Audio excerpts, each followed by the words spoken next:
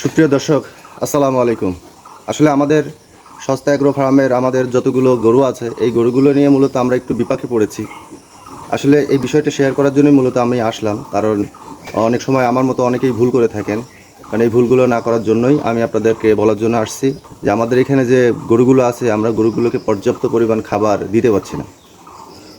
আমি খামার তৈরি করার পূর্বে আমরা ঘাস লাগিয়েছিলাম, কিন্তু আমাদের যেহেতু এখানে অনেকগুলো গরু আছে, কিন্তু এই গরুগুলোকে খাবার ব্যবস্থা করাটা একটু দুর্বিষহ অবস্থা হয়ে গেছে। কারণ যে পরিমাণে এরা খাবার খায়, আমাদের আইডিয়া ছাড়া বেশি খাবার খায়। তো আমরা যে খাবারগুলো লাগিয়েছিলাম, আসলে এই খাবারগুলো উৎপাদন হয়ে সুমূল পাচ্ছে না।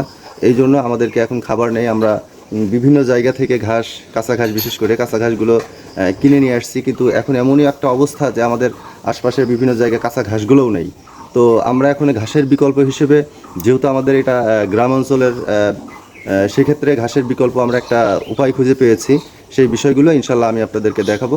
তো ভিডিওটি না টেনে সাথেই থাকুন। তো গরুর খাবারের জন্য আমরা একটু দুর্বিষহ অবস্থায় পড়ে গেছি। তো আমাদের প্রতিবেশী যে একটা ভাই আছে, উনি বললেন যে নদীর ধারে আমাদের কাশবন আছে, তো তুমি কাশবনগুলো দিয়ে নিয়ে গিয়ে দেখো যে আসলে তোমাদের গরু খায় কিনা। তো পরবর্তীতে আমি আমার নিজ দায়িত্বে আমি এবং আমার বাবা দুইজন মিলে চলে গেলাম নদীর ধারে দিয়ে কাশ খোঁজার জন্য, যে আসলে কাশ আছে কিনা। তো পরবর্তীতে নদীতে যাওয়ার পরে দেখি যে নদীর পাশেই মাছ ধরতেছে কিছু জেলে। তো ভাবলাম ওখানে গিয়ে দেখি কি মাছ। আসলে মাছটা ওরা এখনো জাল ঝাড়ে নাই, এই জন্য আমরা মাছ দেখতে পারি নাই। তো পরবর্তীতে আমি আপনাদেরকে দেখাবো। তো এখন যেটা দেখতে পাচ্ছেন, আমাদের এই নদীর প্রচণ্ড বৃষ্টি হওয়ার কারণে এখানে নদীটা ভেঙে গেছে, যে বালুর বাঁধ দেওয়া ছিল সে বাঁধগুলো ভেঙে গেছে। আর এই নদীর মাছগুলো এরা বিভিন্ন জায়গা থেকে এসে এরা নদীতে মাছ ধরে। তো পরবর্তীতে আমি এবং আমার বাবা দুইজন মিলেই কাশ খোঁজার কাজ শুরু করে দিয়েছিলাম। তো খুঁজতে খুঁজতে আমাদের বাড়ি থেকে অনেক দূরে যাওয়ার পরে, আমাদের খামার থেকে অনেক দূরে যাওয়ার পরে, তো আমরা কিছু দূর অনেক বিস্তৃত এলাকা আছে, যেহেতু এটা আমাদের নদী মাতৃক এলাকা, সেক্ষেত্রে ওখানে প্রচুর অনেক বড় একটা চর পড়ে, আর চরের মধ্যে বড় ধরনের কাশবন থাকে। তো খুঁজতে খুঁজতে অনেক দূর যাওয়ার পরে আমরা কাশবন পেয়ে গেলাম। তো কাশবন পেয়ে যাওয়ার পরে আমরা ভাবলাম যে অবশেষে আমরা চলে আসলাম আমাদের ঘাসের যে বিকল্প, যে বিষয়টা আমি আপনাদেরকে বলেছিলাম। যেহেতু এটা আমাদের নদী অঞ্চল এলাকা, সেক্ষেত্রে আমাদের নদীর উপরে যে বালুর চরগুলো থাকে, এই বালির চরে আমাদের এই যে দেখছেন আপনারা, যে এখানে এটাতে বলে কাশবন। এটা আসলে এভাবেই হয়, এটা আগাছা হিসেবে আমাদের এলাকায় পরিচিত। তো এটা কাশবন। আমরা এই কাশগুলোকে কেটে নিয়ে গিয়ে আমাদের গরুকে খাওয়াবো, দেখি আসলে আমাদের গরুগুলো এগুলো খায় কিনা।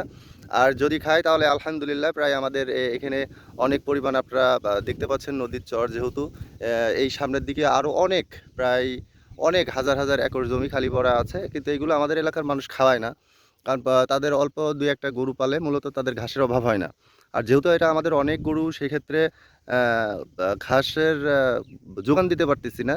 এই জন্য মূলত আমাদের এই ঘাসগুলো বা এই কাশগুলো আমাদেরকে নিতে আসা। আসলে রোদের কারণে আমি তাকাইতে পারতেছি না, কথা বলতেও একটু বেগ পেতে হচ্ছে। তো যাই হোক, আমরা এইগুলোকে কেটে নিয়ে গিয়ে আমাদের গরুকে খাওয়াবো, এবং এই গরুগুলো আসলে এগুলো খায় কিনা, এগুলো ইনশাল্লাহ আমি আপনাদেরকে দেখাবো। অবশেষে আমরা কচি কচি কাশগুলো পেয়ে গেলাম। তো পরবর্তীতে আমি এবং আমার বাবা দুইজন মিলে কাশ কাটা কাজ শুরু করে দিয়েছি। এদিকে আমার বাবা একটু পিছনে ছিল, আমি আগে আগে চলে এসেছিলাম। তো আমার বাবাও এসে পৌঁছায় গেছে, এবং আমার বাবাকে বললাম আমি একটু ভিডিও করি, আপনি একটু কাশ কাটেন। তো পরবর্তীতে আমার বাবা খুব দ্রুততার সাথে কাজ করতে পারে, যেহেতু তার অভিজ্ঞ আমার থেকেও বেশি। এই জন্য আমার বাবা এবং আমি দুইজন মিলে কাশ কেটে আমরা এই কাশগুলো খামারে নিয়ে গিয়ে প্রসেস করব এবং মেশিন দিয়ে কাটবো। কাটার পরে আমাদের গরুগুলোকে দিয়ে দেখবো যে আসলে আমাদের গরু এই কাশগুলো খায় কিনা।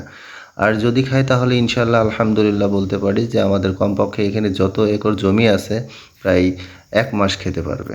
অবশেষে আমাদের কাশ কাটা শেষ হয়ে গেল। আমরা এইগুলো নিয়ে এখন আমাদের কাঙ্ক্ষিত লক্ষ্যে আমাদের খামারে চলে যাব।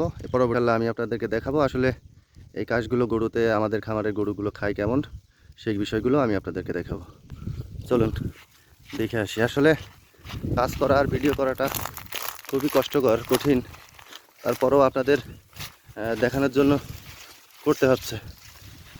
যেহেতু একটু টেনশনের মধ্যে ছিলাম, তো একটা জিনিস মনে হলো যে আল্লাহ আসলে 18,000 মাখলুকাত তৈরি করেছেন, প্রত্যেকটা মাকলুকাতের রিজিকের ব্যবস্থাও তিনি করে রেখেছেন। তাই হয়তো আমরা একটু পেরেশানি দুশ্চিন্তার মধ্যে পড়ে গেছিলাম। আল্লাহ হয়তো আমাদের এই প্রাণীগুলো, গবাদি পশুগুলোর খাবারের ব্যবস্থা করে দিয়েছেন। তো যাই হোক, আল্লাহর উপর ভরসা রেখে সব কিছু কাজ করলে ইনশাল্লাহ সফল হওয়া যাবে। তো যাই হোক, আমরা এখন খাবারগুলো আমাদের গরুকে পরিবেশন করছি, দেখি আমাদের গরুগুলো খায় কিনা। তো যাই হোক, খাবার দেওয়া দেখে যে গরুগুলো শুয়েছিল সেই গরুগুলো দাঁড়িয়ে গেল যে আসলে আমার জন্য হয়তো খাবার নিয়ে এসেছে। আসলে ওদের জন্যই আমি এত কষ্ট করেছি, আমি এবং আমার বাবা। তো যাই হোক, আলহামদুলিল্লাহ, এই যে আপনারা দেখতে পাচ্ছেন, আমরা আমাদের অল্প কিছু কাঁচা ঘাস এবং খড়, সাথে এই যে কাশবনের যে কাশ কেটে নিয়ে আসলাম, এই কাশগুলো মিক্সড করে আমরা কাশটা বেশি দিয়েছি, ঘাস নেই যেহেতু অল্প একটু ঘাস দিয়েছি। তো সব মিলে যখন আমাদের খাবারের পাত্রর মধ্যে দিয়েছি, আলহামদুলিল্লাহ আমাদের গরুগুলো খুবই ভালো মতো খাচ্ছে। তো এভাবে যদি খেয়ে থাকে তাহলে আমাদের আর কোনো সমস্যা হবে না। আপনারা সবাই দোয়া করবেন ইনশাল্লাহ। অবশেষে আমাদের গরুগুলো সেই কষ্ট অর্জিত কাশ নদী থেকে নিয়ে আসলাম ইনশাল্লাহ। সেই কাশগুলো ইনশাল্লাহ আমাদের গরুগুলো খাচ্ছে খুব ভালো মতো। তো যেহেতু ভালো মতো খাচ্ছে, সেই ক্ষেত্রে আমাদের ইনশাল্লাহ ঘাসের কোনো প্রবলেম হবে না আশা করি।